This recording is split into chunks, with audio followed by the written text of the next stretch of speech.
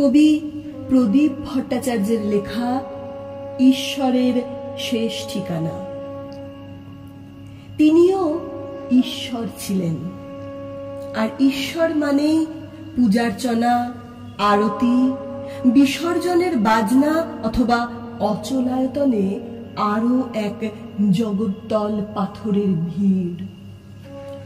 বৎসরান্তে দু একটা দিন ধূপ ধুলো ফুলের অসহ্য প্রতারণা। উৎসব শেষে ঢাকের বোল। ঠাকুর থাকবে কতক্ষণ, ঠাকুর যাবে বিসর্জন। ক্ষমতার সুতীক্ষ্ণ চিৎকারে দম্ভের আস্ফালন। আসছে বছর, আবার হবে।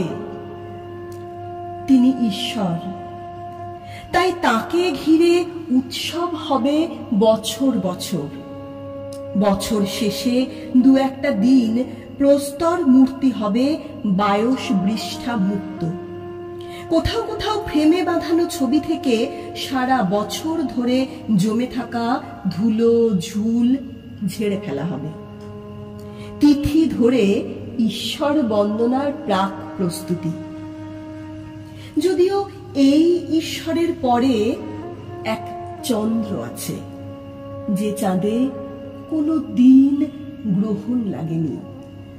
যদিও অমাবস্যার সংকট ছিল, পথ ছিল না আলোকিত জ্যোৎস্নায় ধোয়া। তিনি ঈশ্বর, তাই তার জন্মদিন হয়ে যায় আবির্ভাব তিথি।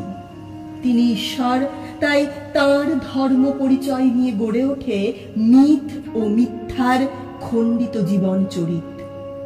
অথচ ধর্ম পরিচয় নয়, তিনি আমাদের চিনিয়েছিলেন বর্ণ পরিচয়। বিদ্যার সাগর, মহাসাগর অনেকেই হন। ক্রমাগত ক্যামেরার আলোকিত কৃত কৌশলে কেউ কেউ করুণা নিধান, কেউ কেউ দয়ার সাগর। শুধু কেউ নন আজও বিদ্যাসাগর।